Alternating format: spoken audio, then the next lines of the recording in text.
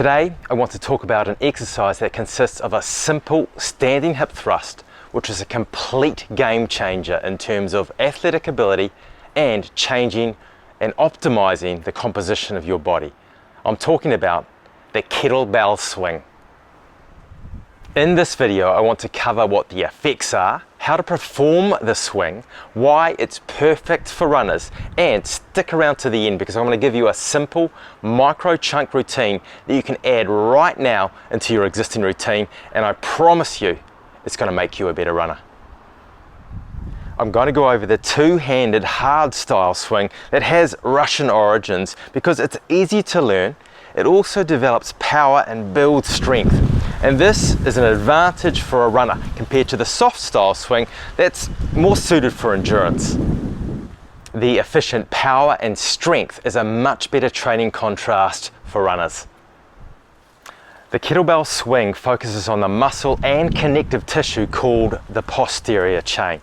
This is where the body's meaningful strength and power comes from. We're talking about the big muscle groups, the latissimus dorsi, the glutes, the hamstrings, and to a lesser extent, the calves. Kettlebells add another training element that's sometimes missing from runners' routine. That's a ballistic movement. This doesn't just strengthen the muscle like a deadlift would, it generates high levels of power. So you're developing a strong posterior chain capable of displaying sudden and intense power.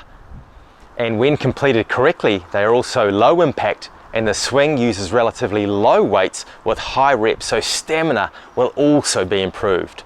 A huge advantage of the kettlebell swing is you can complete these exercises at home. A study also showed that the kettlebell burns calories at an impressive 1,200 calories per hour. That's equivalent to running at a 6-minute mile pace, but with the additional full body strength and sculpting benefits. Now, I know not many people are going to swing for an hour, but even 5 minutes will torch 100 calories. So here's some more reasons why you should add kettlebell swings into your routine. It works the largest muscle group, the glutes, while opening up the hip flexors. Now, these are chronically tight and weak in our society.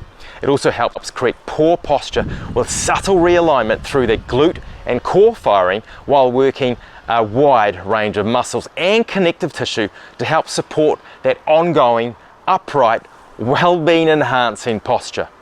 Doing kettlebell swings will prompt the joints to settle into a biomechanically advantageous position while decreasing injury and, more importantly, improving your running performance. So let's get into how you do a kettlebell swing correctly. Number 1, stand with your feet slightly wider than shoulder width apart. Place the kettlebell in front of you and then bend at the knees and hinge forward at the hips. Keep the spine in its neutral position throughout the entire movement. Never round your back. Place both hands on the kettlebell and bring the shoulder blades back towards your spine. And then hike the kettlebell back between your legs, much like you guys do with that American football game, and then thrust the hips forward powerfully as you rise up into that tall stance. You are launching that kettlebell forward with hip power. Now here's the point that everybody gets wrong. The arms and shoulders don't contribute to hoisting the kettlebell up. It's good to imagine the arms as loose ropes with a stable scapular base and that firm hand grip. The hip thrust generates the force to lift the weight into the air. In terms of breathing, breathe out forcefully when the kettlebell is at its highest point and you have good tension throughout that core. The goal is to create enough force to raise the kettlebell to chest height and then let it fall back down as you breathe in, guiding the kettlebell back between your thighs. When the wrists are between the thighs, squeeze the glutes and perform the next rep.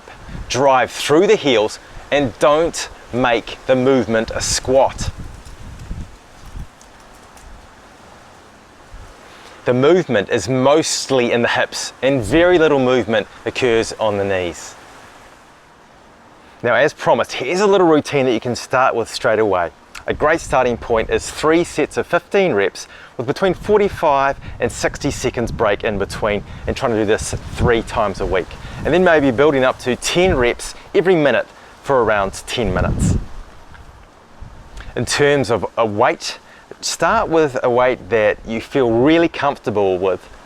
Make sure the technique is perfect before you then move up in weight. I started with 8, then moved to 12 kg, and then over a year or two, I've gone up to around 32 kg for my kettlebell swings. Now, check out this earlier video that we did that looks at a 10-minute circuit that includes the kettlebell swing amongst some other exercises. So get out there, get strong. This is going to make your running more efficient. Champion compassion, and I'll see you on the next one.